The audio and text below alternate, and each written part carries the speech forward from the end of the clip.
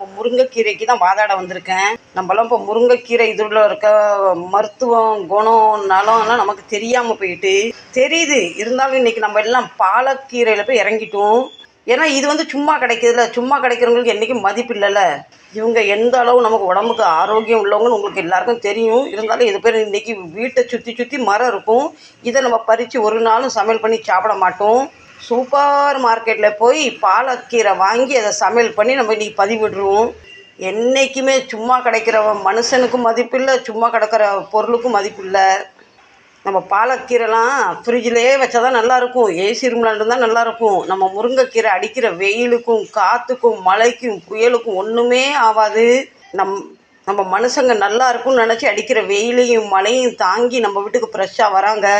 இதை நான் நேற்று பறிச்சுட்டு வந்தேன். இப்போ பாருங்க எப்படி ஃப்ரெஷ்ஷாக இருக்குது. இதே நீங்கள் பாலக்கீரை ஒரு நாள் ஃப்ரிட்ஜை விட்டு வெளியே எடுத்து வைங்க, அது உடனே வாடி நொந்து நூடல்ஸ் ஆயிரும். அதுக்காக நான் பாலக்கீரை குறை சொல்கிறேன், யாரும் தயவு செஞ்சு தப்பாக புரிஞ்சிடாதீங்க. இது ஃப்ரெண்ட்ஸ், முருங்கைக்கீரை சமையல் பண்ண உப்பை எடுத்து வாயில் போடும் எச்சி விடிக்கிட்டே இருந்தோம். அந்த அளவு எனக்கு முருங்கைக்கீரை பிடிக்கும். அளவு எனக்கு முருங்கைக்கீரை பிடிக்கும். வேணாம் ஒரு வாய் முருங்கைக்கீரை எதுக்கெல்லாம் நல்லது தெரியும் உங்களுக்கு? கண்ணுக்கு முருங்கைக்கீரை நம்ம அடிக்கடி சாப்பிட்டா கண் பார்வைக்கு நல்லது, கண்ணுக்கு ரொம்ப நல்லது. கண்டிப்பாக ட்ரை பண்ணுங்கள், சரிங்களா? உங்களுக்கு முருங்கைக்கீரை பிடிக்குமா சொல்லுங்கள். இந்த முருங்கைக்கீரை எடுத்து சாப்பாடில் போட்டு பிசைஞ்சு வாயில் வச்சா அமிர்தம் சொர்க்கம், சரிங்களா? உங்களுக்கு யாராருக்கு முருங்கைக்கீரை பிடிக்குன்னு சொல்லுங்கள், கமெண்ட் பண்ணுங்கள். ரெண்டு நாள் போய் செஞ்சுக்கிறேன். பாய். நல்லது நடக்குது கெட்டது நடக்குதோ எல்லாம் நானாக தான் உருவாக்கிக்கிறேன். நல்லதை செய்கிறேன், நல்லது செய்கிறேன்னு தப்பாக நடக்குது. தப்பாக நடந்துடக்கூடாது, தப்பாக செஞ்சிடக்கூடாதுன்னு பயத்திலேயே நான் நிறைய தப்பு பண்ணுறேன். நான் நினைப்பது ஒன்று, நடப்பது ஒன்று, எல்லாம் நேரம் சரியில்லை, அவ்வளோதான்.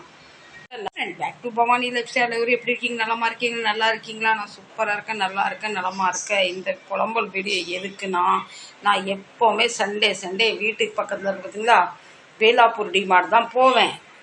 இப்போ 2 வாரமாக நான் டிமார்ட்டுக்கு போகல. ஏன்னா கையில் பணம் இல்லை. டிமார்ட் போனால் குறைஞ்சது ஒரு 1500 இருக்கணும். அதனால் கீழே உள்ள கடையில் அப்பப்போ போய் அரிசியோ பருப்போ என்னமோ தேவைக்கு வாங்கிட்டு இருந்தேன். அப்படி வாங்கி என்னோடய பைசாவும் அதிகமாக போகுது. ப்ளஸ் சாமானும் குவான்டிட்டியில் மனசுக்கும் திருப்தி இல்லை. பின்ன நீ காலையில் சமையல் பண்ணுறக்கு அரிசி எடுத்தேன்னா, காலையில் சமையல் பண்ணுறவங்க தான் அரிசி இருந்தது, நைட்டில் சமையல் பண்ணுறக்கு அரிசி இல்லை.